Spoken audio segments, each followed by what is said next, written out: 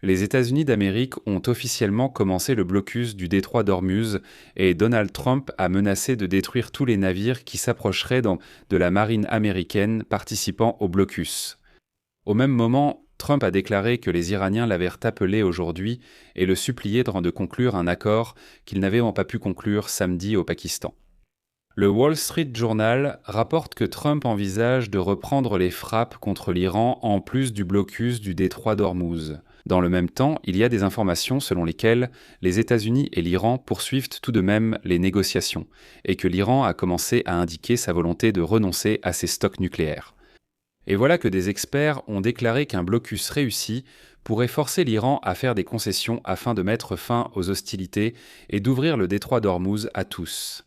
Et même les opposants à la guerre et à Donald Trump semblent soutenir cette idée. Je m'appelle Alexei Pichi, discutons ensemble de ce sujet, mais avant de commencer, je vous demande de vous abonner à la chaîne, de laisser n'importe quel commentaire sous cette vidéo et de mettre un like. Et abonnez-vous aussi à ma chaîne Telegram Pichi News, le lien se trouve dans la description de cette vidéo. Les militaires américains ont annoncé aujourd'hui avoir débuté lundi le blocus des ports et de tout le littoral. Après que les négociations qui ont eu lieu dans la capitale du Pakistan n'ont donné aucun résultat. Le blocus s'applique à tous les navires, quel que soit leur pavillon, qui tenteront d'entrer ou de sortir des ports iraniens dans le golfe Persique et le golfe d'Oman. Les navires traversant le détroit d'Ormuz avec une destination ou un point de départ en dehors de l'Iran, selon les militaires américains, seront autorisés à passer. Ils seront autorisés à passer. Aucun accord de paix n'a été trouvé. Le président américain Donald Trump a annoncé un blocus maritime et il a précisé que la marine américaine interceptera dans les eaux internationales tous les navires ayant payé une taxe à l'Iran. Citation. Personne parmi ceux qui paient une taxe illégale ne pourra naviguer en toute sécurité par voie maritime. Tout Iranien qui tirera sur nous ou sur un navire civil sera pulvérisé.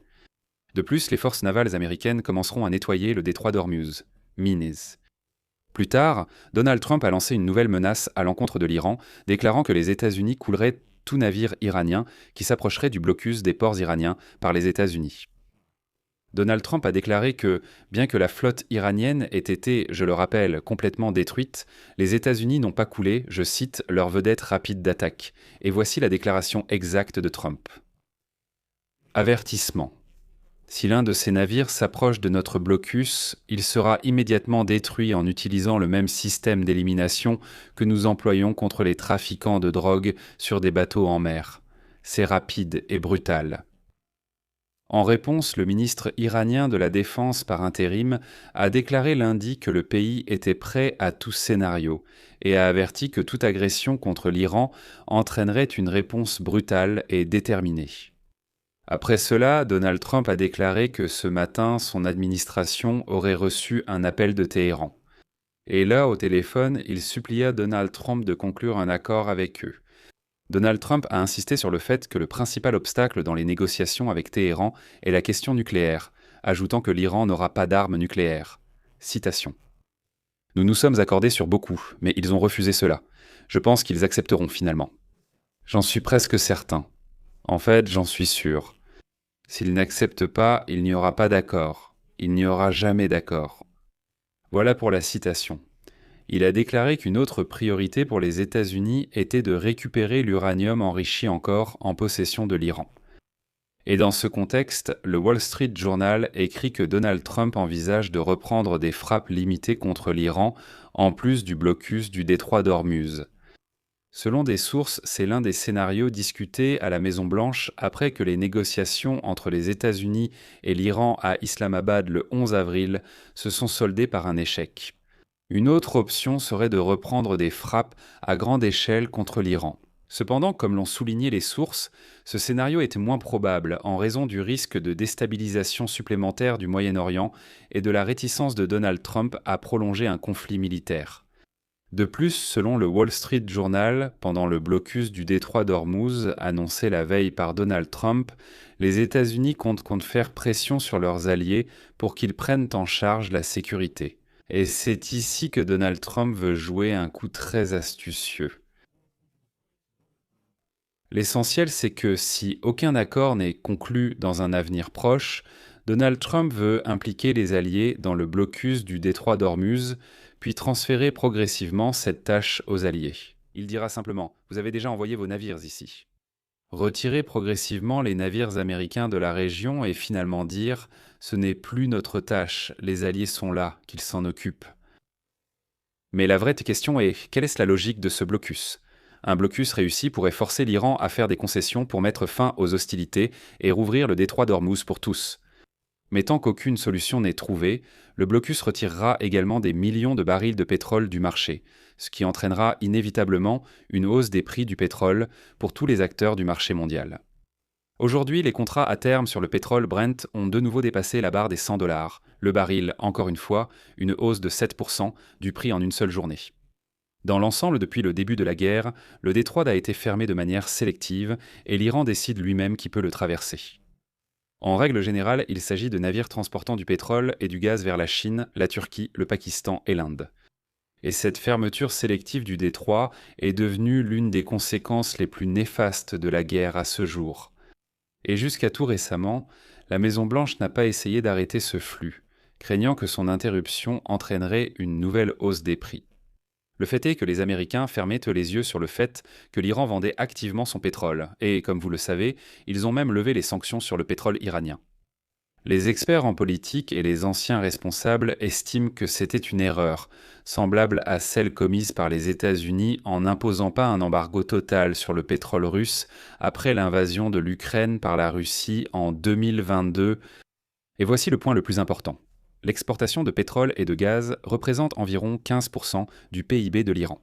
Et donc ramener ce chiffre à zéro entraînerait inévitablement l'effondrement de l'économie du pays. Cela pousserait également le régime des ayatollahs vers la destruction. C'est pourquoi cela obligera certainement les mollahs à s'asseoir à la table des négociations. Autrement dit, maintenant les États-Unis vont intercepter les navires passant par les ports et les zones côtières iraniennes, arrêter les bateaux et soit les forcer à faire demi-tour, soit les saisir. Comme l'ont fait les forces américaines avec les navires vénézuéliens au début de cette année. Et cela entraînera l'arrêt complet des exportations iraniennes. D'un autre côté, il faut comprendre que c'est comme les deux faces d'une même médaille. D'un autre côté, ce blocus conduit à une situation que les experts appellent ainsi « ouvert à tous ou fermé à tous ». Autrement dit, c'est soit l'un, soit l'autre. Le fait est que l'Iran pourra supporter les difficultés à court terme, alors que le monde entier, devra faire face à des prix encore plus élevés. Autrement dit, en attendant l'effondrement du régime iranien, nous devrons tous subir une forte hausse des prix sur tout. Et c'est là qu'il y a un piège. Les Iraniens s'en accommodent très bien. Cela ne fait que prolonger la situation étouffante de l'économie mondiale. Et au lieu de forcer l'Iran à respecter les règles, ce blocus peut en fait renforcer l'escalade, sans pour autant exercer de pression économique significative à court terme sur l'Iran. Une pression économique significative et à court terme sur l'Iran, c'est clairement un jeu sur le long terme. Et la question est de savoir qui clignera des yeux en premier. Encore une fois, à court terme, l'Iran peut tenir sans exporter de pétrole et de gaz. La question est de savoir combien de temps cette marge suffira. Enfin, je vais traduire une idée effrayante.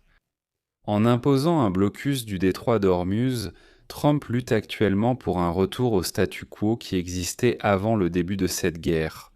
Autrement dit, Donald Trump a fait en sorte que l'objectif principal de cette guerre soit simplement de revenir à la situation qui existait avant son déclenchement. Alors, à quoi bon tout cela ? Je vais m'arrêter là. Donnez votre avis et vos conclusions dans les commentaires sous cette vidéo. Abonnez-vous à la chaîne, activez la cloche et n'oubliez pas de mettre un like. Si vous considérez que le travail de cette chaîne est important, intéressant et nécessaire, je vous invite à soutenir financièrement le travail de cette chaîne, grâce à votre don ou à un abonnement payant. Comment faire ? Tous les liens et informations nécessaires se trouvent dans la description de cette vidéo. Il est écrit là-bas « Soutenir la chaîne d'Alexei Pesci ». Choisissez l'option qui vous convient le mieux. Je vous serai reconnaissant pour tout soutien de votre part. C'est tout pour aujourd'hui. Prenez soin de vous. Au revoir à tous.